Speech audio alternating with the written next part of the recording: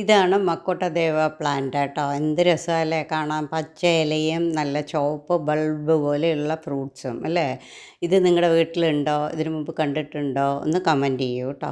So ഇതെല്ലാം കൂടി ഒന്ന് പറിച്ച ശേഷം അതിനെ ഒന്ന് കഴുകി വൃത്തിയാക്കി അതിനെ നല്ലോണം ഒന്ന് മുറിച്ച് വെയിലത്ത് ഉണക്കുക. ഇതെന്തിനാണ് യൂസ് ചെയ്യുക വെച്ചാൽ ഷുഗർ ആൻഡ് കൊളസ്ട്രോൾ, പിന്നെ ബോഡി ടോക്സിൻസ് റിമൂവ് ചെയ്യാൻ വേണ്ടിയിട്ട്. പക്ഷേ ഇത് കഴിക്കുന്നതിന് മുമ്പും അതിന് ശേഷവും ഡോക്ടറെ അടുത്ത് ചെക്ക് ചെയ്യണം, എന്നിട്ട് വേണം കഴിക്കാൻ.